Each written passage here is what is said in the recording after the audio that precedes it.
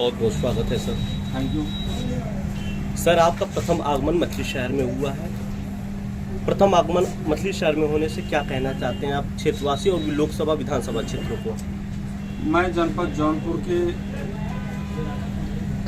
इस विधानसभा में और विधानसभा के लोगों ने समाजवादी पार्टी और सामाजिक न्याय की योद्धा श्री मुलायम सिंह यादव जी का जन्मदिन कल है और उनके जन्म के पूर्व दिवस के अवसर पर मड़ियाहू विधानसभा के कार्यकर्ताओं ने एक ऐतिहासिक कुश्ती दंगल का आयोजन किया। क्योंकि हमारे नेता धरती पुत्र श्रद्धेय नेताजी कुश्ती के भी प्रेमी थे और कुश्तियों में उनका चरखा दांव चलता था और उस चरखे दांव वाले जौनपुर में ही इस प्रकार की प्रतियोगिता का कंपटीशन का आयोजन करा।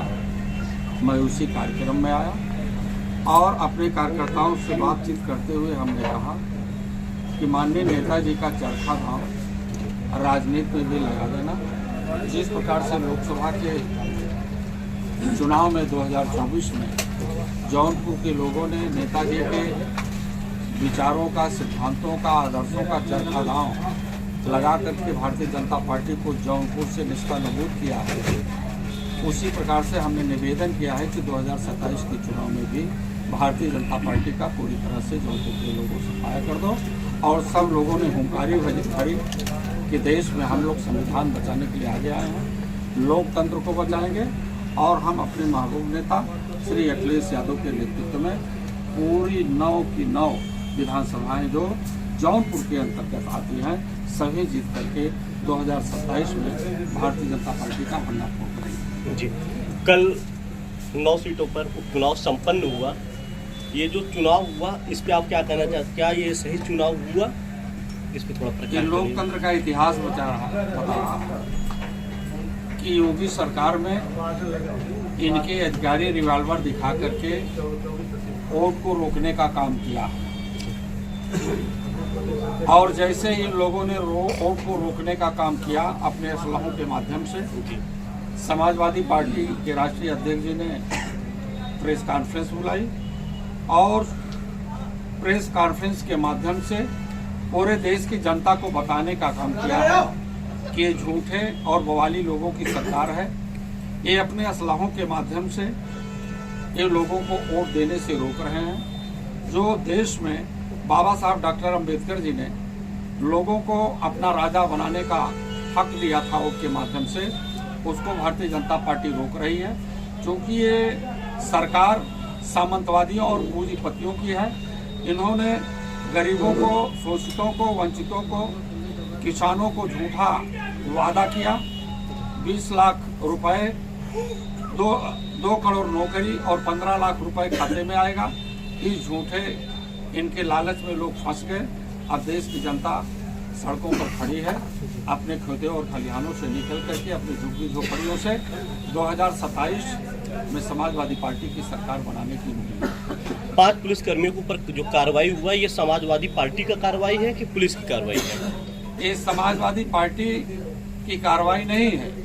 ये लोकतंत्र बचाने के लिए जो आवाज समाजवादी पार्टी के राष्ट्रीय अध्यक्ष श्री अखिलेश यादव ने दिया है, उस लोकतंत्र को बचाने के लिए और संविधान में जो लोगों को वोट का राइट्स दिया गया है उसको बचाने के लिए मुख्य चुनाव आयुक्त ने संज्ञान में लिया और उसके आधार पर इन दोषी पुलिसकर्मियों को सस्पेंड किया गया। जी, मछली शहर विधानसभा और लोकसभा, जी मछली शहर विधानसभा और लोकसभा, इसके साथ ही जनपद के और भी लोकसभा विधानसभा हमेशा समाजवादी के खाते में रहते हैं।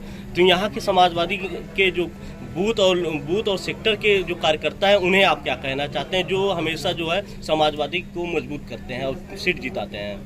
आज मैं माननीय नेताजी के जन्मदिन के पूर्व दिवस के अवसर पर लोगों ने ऐतिहासिक कुश्ती दंगल का आयोजन मड़ियाहू में किया है और इस मौके पर हमने समाजवादी पार्टी के सभी जाबाज लोगों को, विधानसभा अध्यक्ष, सेक्टर प्रभारी, जोन प्रभारी, बूथ प्रभारी और सभी लोगों को ये बात कहा कि आप लोग चैतन्य होकर के संविधान को बचाएं, लोकतंत्र को बचाएं और अपने आरक्षण को बचाने के लिए 2027 में समाजवादी पार्टी की सरकार बनाएं। जी धन्यवाद सर, थैंक यू।